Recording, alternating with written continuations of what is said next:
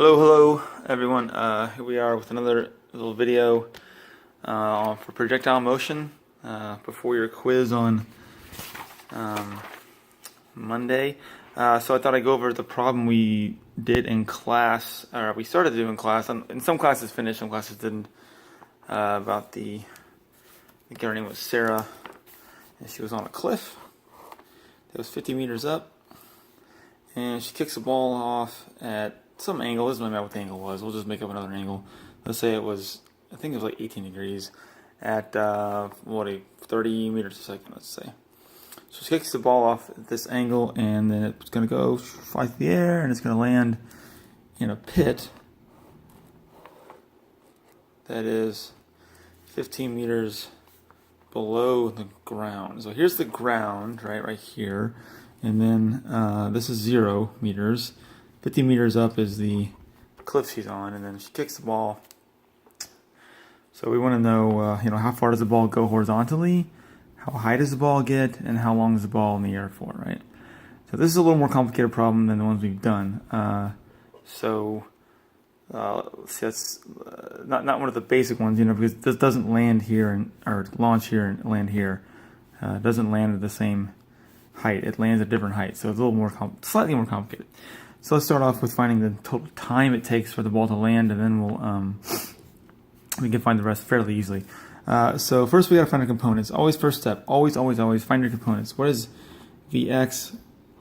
What is Vy? All right. Well, I take my calculator here and just gonna do 30 sine of 18. And I get 9.27. That's sine. It's SOHCAHTOA. So SOHCAHTOA. That's sine will be the opposite. So that's my y component right now. Remember, this is a velocity vector. So when I find my vectors here, these are the y components of velocity and x component of velocity. So y is 9.27, and then x will be 30 cosine of 18, which is 28.53. So write those down. Now we have our components.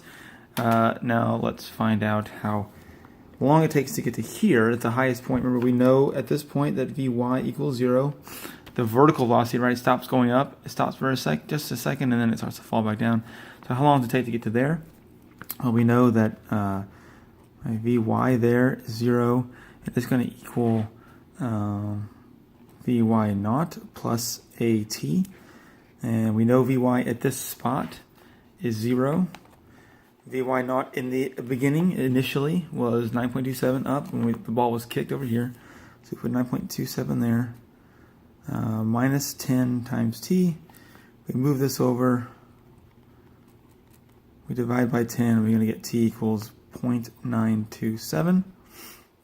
Now, if this were the case where the ball was launched here and landed at the same height, we would just double this time to get our total time, but that's not the case here because, as you see, the ball goes past the launch height. It goes past it and keeps falling.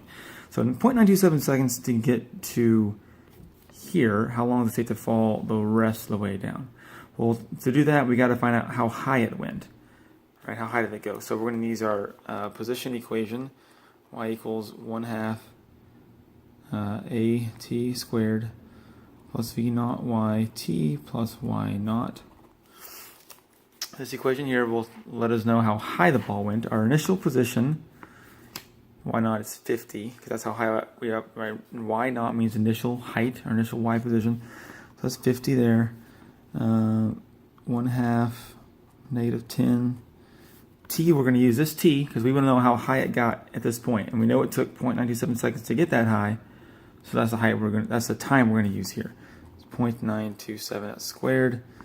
And I didn't write this. Let me rewrite this so I have more room. Y equals, this is shortcut this to -5 here. 1/2 of a, right? A is -10, so 1/2 that's -5. Times 0.927 squared. V naught y, again, V naught y was 9.27 times 0.927 plus the 50 meters, because that's where we started. That was our initial y position. Let me just separate these. All right, so we're going to plug in our numbers here like I just did and just solve. And then y, right? Y stands for position. Just like x stood for position, x stands for horizontal position, y stands for vertical position. So this is going to tell us how high we get right here. So we do the math. Shouldn't just do a second here. So negative 5 times 0.927 squared. That plus 9.27, oops, 9.27 times 0.927 plus 50, and I got 54.3. These numbers are a little different than we did in class. I think I might have changed these from what we did in class, but it's okay because the process is the same. So it's 54.3 meters a second. Oh, sorry, not meters. That's just meters, right? That's our height. Okay, so we got that high. All right, now how long does it take for the ball to fall from here to here? Now, remember, this is crucial. We don't care how fast the ball is going horizontally. If I fire a gun this way or I drop a ball, they both fall at the same rate. The only thing that matters is how high it is, right? Because everything's going to fall at the same rate. They're all going to fall down by negative 10 meters per second squared. So we don't care how fast it's going. If we know how high a ball is and we know how far it falls, we can find out how long it takes. Whether it's 1,000 meters and it's a car, or it's 10 meters and it's a pencil. Doesn't matter what the objects are or how fast they're going. If we know how high they are, we know how long it takes from the fall. Now this soccer ball was 54.3 meters up. That's here, right? Now it's going to fall all the way down to 0 and then 15 more meters. So the total distance it's falling is actually going to be about 69 meters, right? So we're going to use the same equation we did here. But now we're going to solve for t instead of y. Now we know what y is. Y is final height, right? Final height, because it's going into this pit, is actually negative 15 because it's going below the surface of the ground, right? It's going into a pit someone dug out, right? Maybe they're building a pool, whatever. So we're going to use the same equation, 1/2 at squared plus, v y naught t plus y naught. All right, now we go, y is, there you go. Y is final position, final height. It's negative 15 below the ground. 1/2 negative 10 t squared plus v.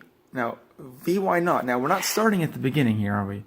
We're kind of starting. We already found out how long it takes to go from here to here. We know how long that took. That took 0.927 seconds. So now we're going to ignore this half of the problem and just start from here, and let's find out how long it takes to go from here to here. Well, what's the initial y velocity here? Well, there is none, right? We said that Vy here is 0. So this is our new initial point for this part of the problem. So our Vy naught is 0. Plus y naught. Now what was our initial y position? Well, where did we start? We started up here with the height we just found. 54.3. Now that's where we're starting, right? So plus 54.3. Alright, so the 0 goes away, right? Don't need that. Alright, so this is going to be negative 5t squared plus 54.3. We're going to move this over in the negative 15. Going to move this over here, subtract this, and then divide by 5. So I'm just going to negative 15 minus 54.3 divide by negative 5, and then square root both sides. And I get 3.7.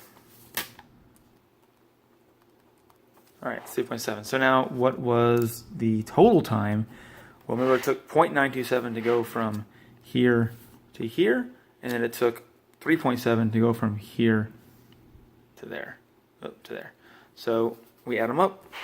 Our total time will be 3.7 plus 0.927, and that'll get us 4.65 seconds. That's our total time. And now if we want to know how far the ball went horizontally this way, we just have to use our horizontal equation, x equals vt. Alright, remember, because it's going horizontally now, it doesn't matter how high it went. All that matters is how long was it going for and how fast it's going for. And horizontal velocity is constant. It doesn't change the whole time. It's always this fast, right? Our x component of velocity we found earlier. So that's going to be our v down here. And then our t will be our total time. So x will equal, what was that velocity? 28.53 times 4.65. We multiply this together. We get 132.7 meters. All right, so there we go. So there's each of those little steps here for a little more complicated problem. All right, so yeah, if you have any questions about anything, don't hesitate to message me, and have a great weekend. Bye-bye.